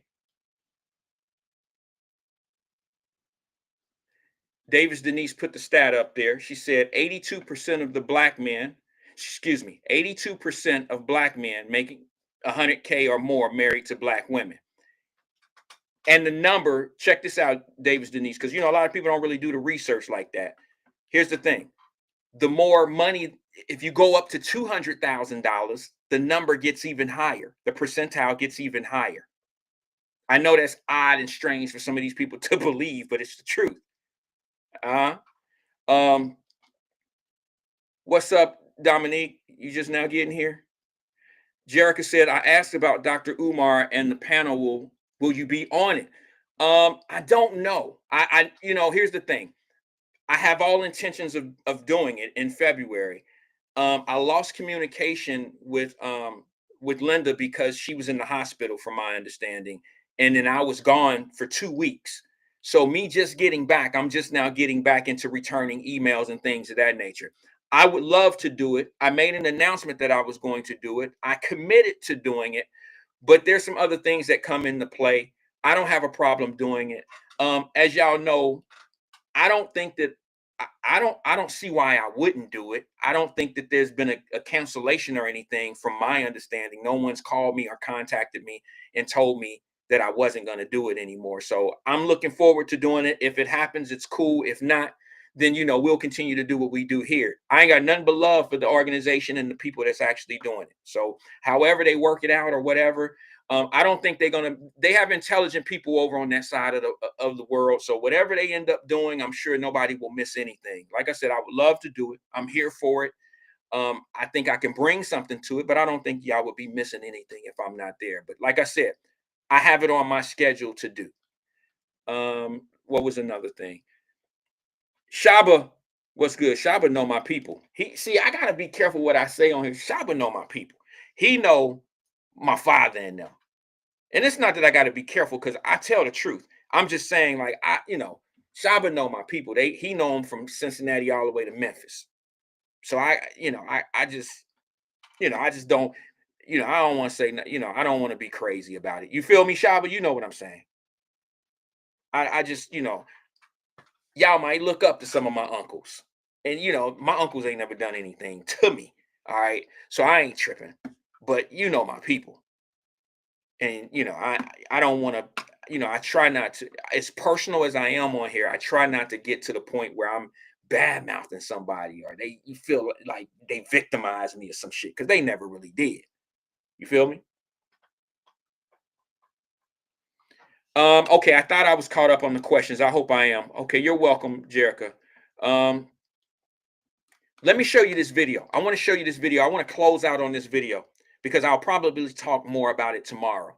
Okay, this is important to me because the divide is real. Y'all got to understand, mad marketing and media is what creates this divide amongst my people. I told y'all it's this damn politics and religion, and they use the vessel of media, massive media, to do it. And when we sit back and we see things like, okay, what's his name? Travis Hunter. People all up in that young man business about who he with and his girlfriend and all this old shit. And they, why? I don't get that. Who you protecting? You ain't out here telling no brothers to get married, but you gonna tell this brother not to get married and what he need to be watching out for. But you ain't sitting back here telling none of these other brothers, get you a trade and get you a little woman, and maybe you might want to stick with that high school sweetheart because them the ones that really love you. Them the ones that know you when you ain't got nothing. That's who you had your first child with. Maybe y'all need to make this work. Y'all need to love each other. You need to know each other, love each other. And I don't hear that type of motivation going on. But I hear everybody in this man's pocket talking about how much money he make, how much money he about to make, and how he need to do this with himself, and how he need to watch out for her. Come on, man. Y'all need to stop that shit.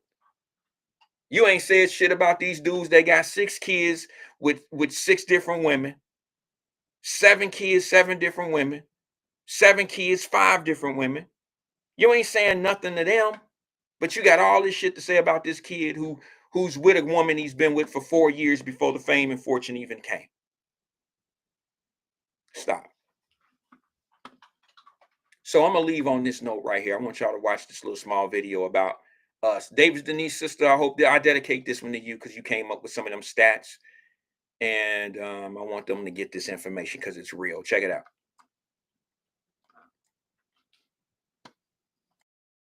Well, the father's job is not to nurture. The father's job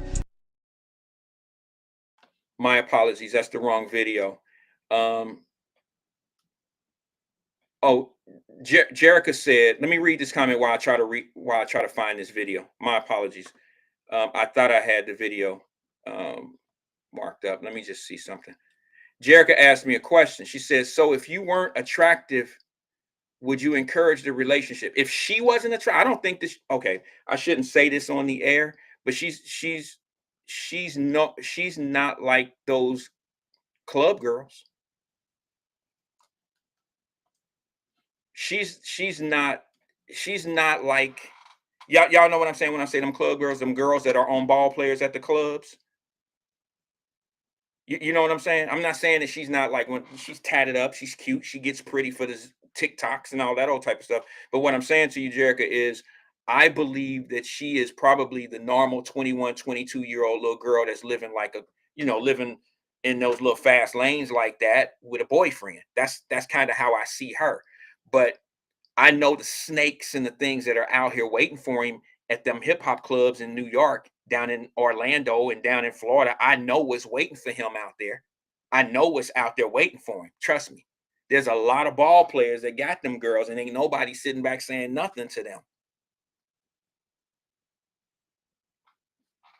Yeah, I think that she's a okay. Jerica asked this question. Have you seen the videos and photos of her that were released? Yes. Yeah, yes. You know what? They're 20 years old. They're 20 and 21-year-old kids. They live in the digital world. They live in a world that we didn't come from. They live in a world where they put all they shit out on videos. They go to the clubs. They go on live. They do everything that we never did. All right. So yeah, I've seen things that she done. I know she wanted to be in music videos at one time. My wife was in a music video one time. She was in a video that we did as a young group. So I know how, certain people can be when they get in certain environments. They want to go through this. Some places as close to Hollywood you're gonna get is Cincinnati, Ohio. The closest place you're gonna get to Hollywood is Orlando, Florida. The closest you're gonna get is in Tampa. I'm just saying. So they live in a digital world, so they're gonna do TikToks. They're gonna do things. They're gonna do things that the generations are doing today. You and I may not understand it. It might make them look fast. It might make them look whatever. Yeah, she said videos of her in bed with other men. Nah, I ain't seen all that. Now I ain't gonna sit here and try to vouch. Do you really think that I'm trying to take up for her? I'm not doing that. I'm just telling you that I know they live in digital worlds. And they gonna record things. Now, I don't know how old the videos are. I don't know if they've been together since these videos. I don't know any of that. All I can talk about is nobody's talking about all these other guys. They're not talking about, why aren't they focusing on the guys that are, all right, whatever. Let me play this video for you. This is what I want to concentrate on. I've spoke my piece about this Travis Hunter dude. I'm just amazed that we find this boy to be so damn, I don't know why people in his face and in his business like this. It makes no sense to me. It just doesn't. I would rather have these type of conversations. Check this out.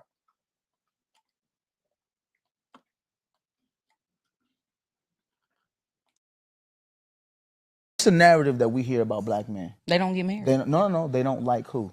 Oh, they don't like black women. Well, yeah. The national average for black men who are married, what are they married to? It's got to be black women. Black women at what percentage? Over 85%. But it don't matter though, because once they make money, that's when they go get white women. White women, yeah. The national average for making over $200,000, black men, right? How many of those men are married to black women? I'll give him about a cool 95%. 95? I believe it. I do believe it. And then when you hear the horror stories, we got to talk about Scottie Pippen. Girl. Lex has a good point though, because they'll show the Scottie Pippen, right? And they'll say, look, this is how black men behave. Yeah. But that's not the fact. Destroying the black family has been on the forefront of the mind of the people who created this country. How do you destroy the black wealth in this country? Yeah. Destroy the black family. Make black women think that black men don't love them. Make black men think that black women don't respect them. That's all a fallacy. It's not true. The older I get, I'm 40 years old now, the more I realize that everything I've learned from mass media has been programmed by people who have an agenda.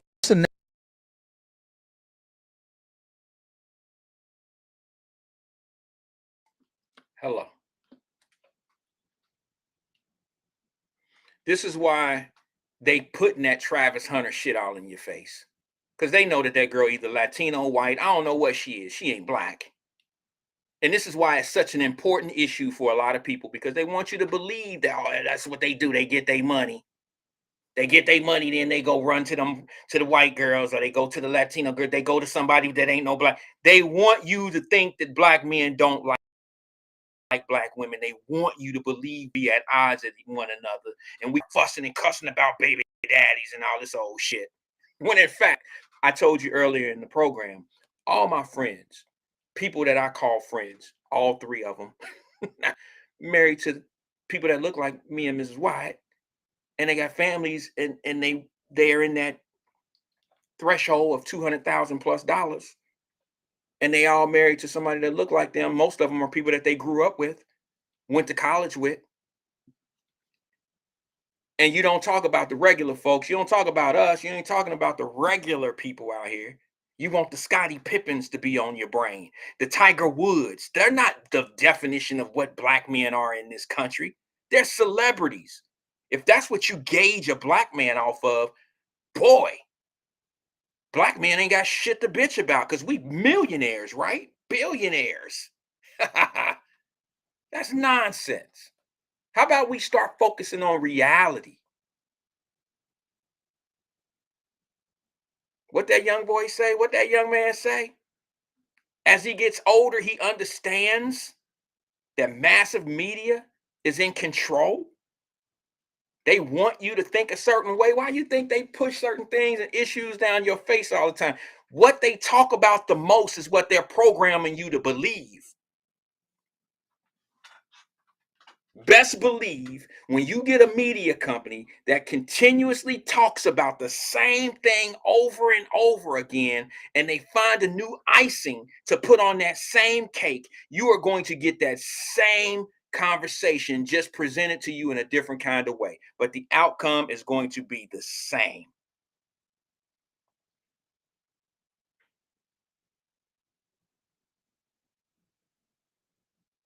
The outcome is going to be the same. Jerica said joy isn't the representation of all black women either. Never said that. I left that up for you to the dude, to the brother who was banging her in the office, who brought up black woman. I talk about women in the workplace.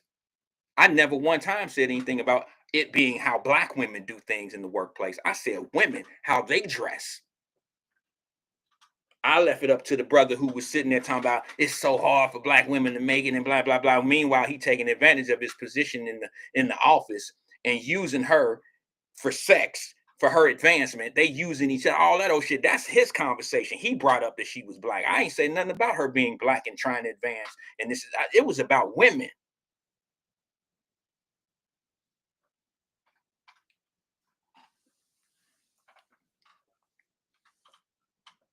Because if you really want to think about it, we all know that it ain't no color on how women in corporate America, that how they move, how women move for sexual advancements and things of that nature. That don't have a color.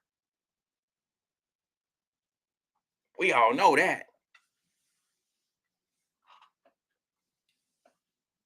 So I want to play this once again, because I think it needs to be heard. These numbers and the understanding of who's manipulating us and who wants you to feel a certain way and believe a certain thing.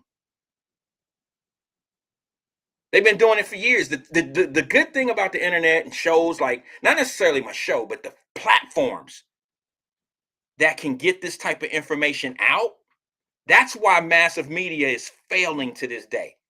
This is exactly the reason why people are seeing things totally different, because people can put things out, such as conversations like what you hear this young man telling these women. And we don't have to just trust and believe in what the massive media tells us anymore.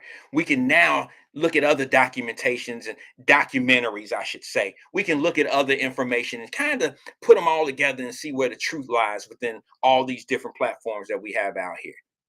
But listen to this once again, if you don't mind. It's a narrative that we hear about black men. They don't get married. No, they don't like who?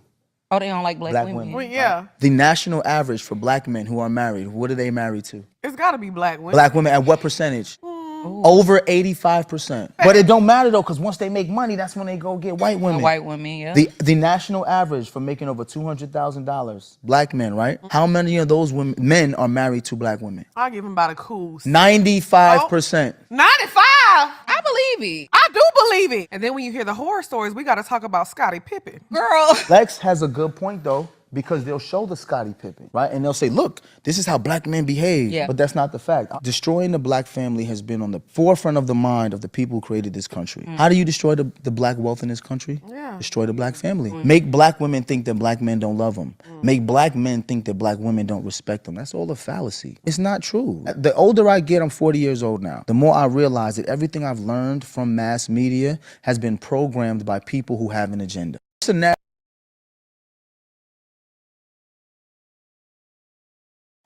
If you ever want to tell somebody to preach on this show or say preach, that's when you should send that hashtag preach when that young man said what he said.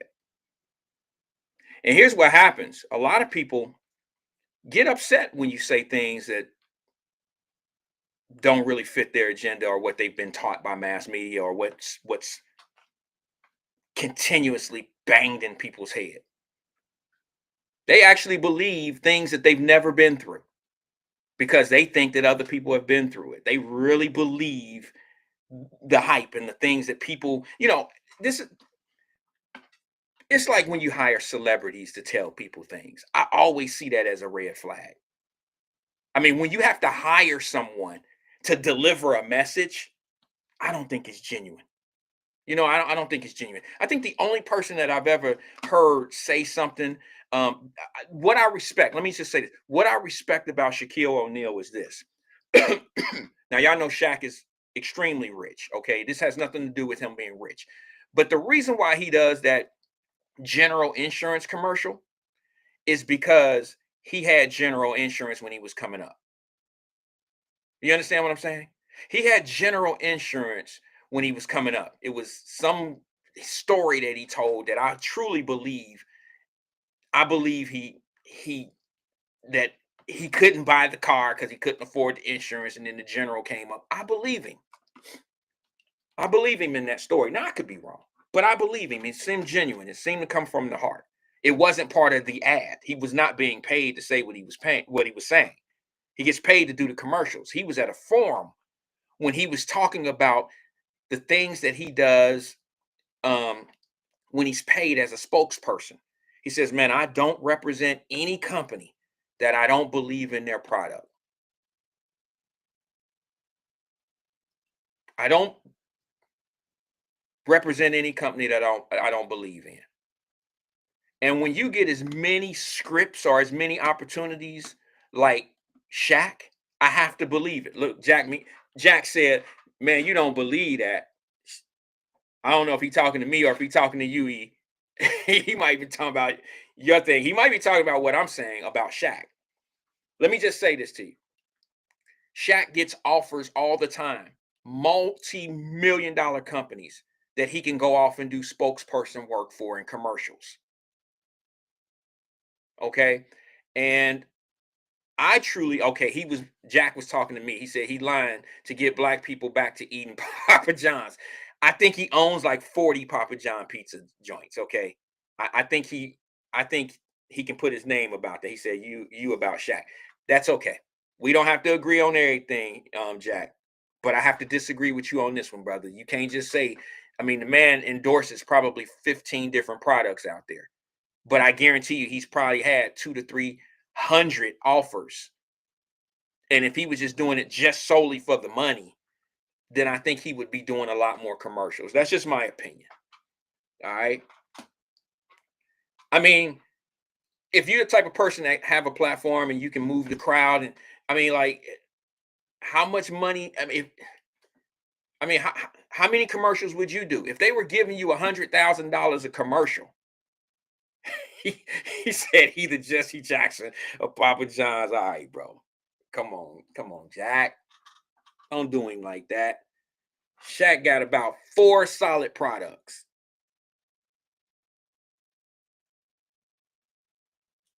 He got about 4 solid products that he represents. That all being said, man, listen, I believe him. I believe that he endorses products that he actually uses. That's just how I feel about him. So when he tells, but for the most of these people out here that are endorsing products, like, do y'all really think Vivica Fox got that damn extended warranty? You think her and Ice-T got that extended warranty? You know that them checks. They doing that shit for checks because they representing a company that's out here being sued across the country by people because that product is not paying off for people.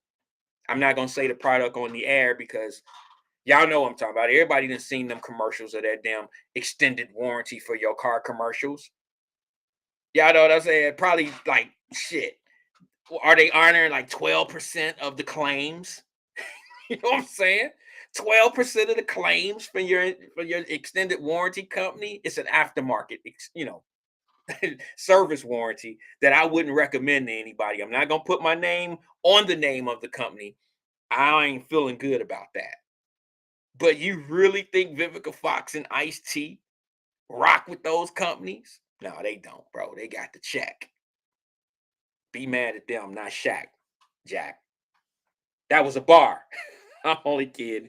Hey, man, that's my time, man. Peace and love to everybody, man. I had fun today. It's been slow. I'm still out. I'm still, celebrating my new year and all that old stuff. I didn't think I was going to be on this long, so I appreciate you guys going through the stutter and the stutter and the that I gave you today. Peace and love to my loving family, the Wyatt Live family, man. I'll see you guys tomorrow, same place, same time.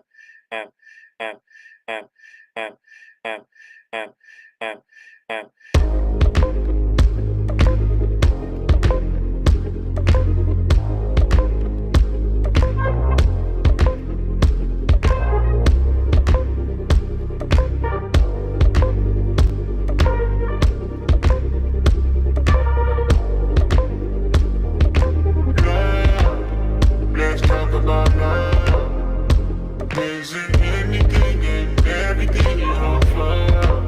I didn't feel it on you. I didn't feel it on you. Maybe the night that my tears might let me know all the stars are close, all the stars are close, all the stars are close. Maybe the night that my tears might let me know all the stars are closer, all the stars are closer, all the stars are closer. Tell me what you gonna do to me. Confrontation ain't nothing new to me. You could bring a bullet, bring a sword, bring a morgue, but you can't bring the truth to me. Fuck you and all your expectations. I don't even want your congratulations. I recognize your false confidence and calculated promises all in your conversation. I hate people that feel entitled. Look at me crazy cause I ain't invite you. Oh, you important, you the moral to the story. You endorsing, motherfucker, I don't even like you. Corrupt a man's heart with a gift. That's how you find out who you dealing with. A smart percentage you I'm building with. I want the credit if I'm losing or I'm winning. On my mama, that's the realest shit. Let's talk about love. Is it anything and everything you offer? I didn't feel it on you.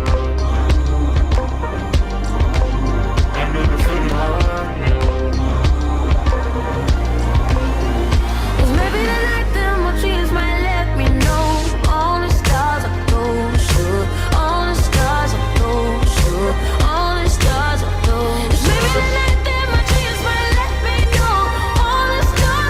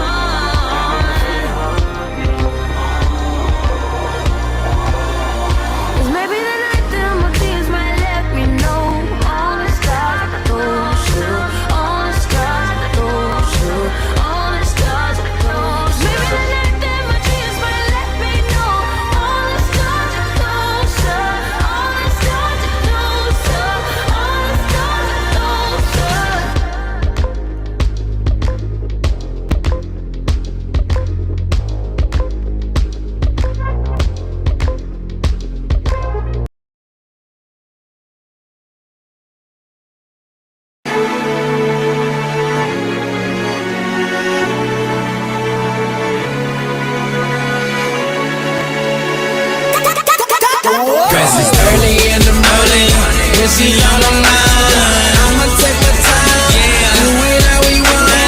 Just to set the mood, girl, I brought some modern day and Chardonnay.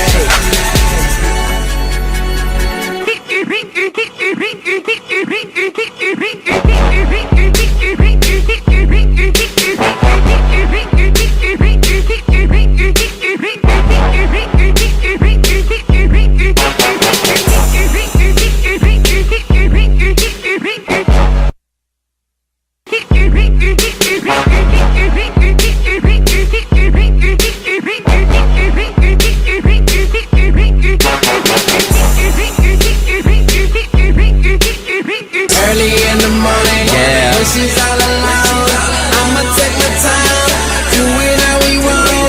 Just to set the mood, girl, I brought some modern day and Chardonnay. So just let the song play, the long way, the strong way. It's all day, it's always. This was all inspired by a little Marvin Gaye and Chardonnay.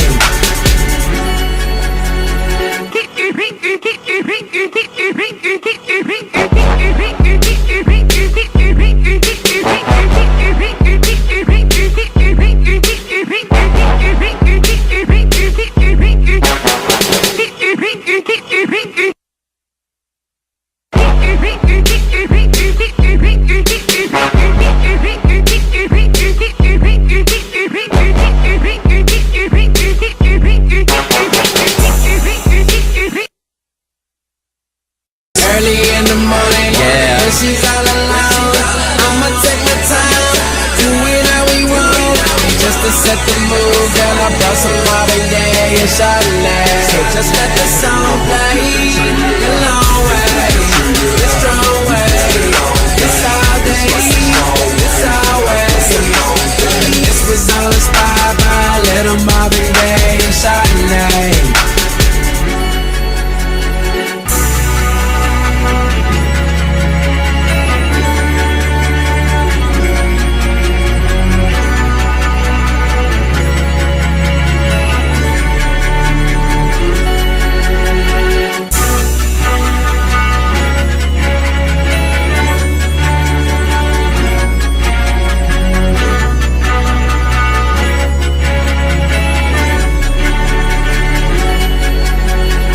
Early in the morning, when she's all alone, I'ma take my time, do it how we want. Just to set the mood, girl, I brought some modern day and Chardonnay. So just let the song play, the long way, the strong way. It's all day, it's always. This was all inspired by a little Marvin Gaye and Chardonnay.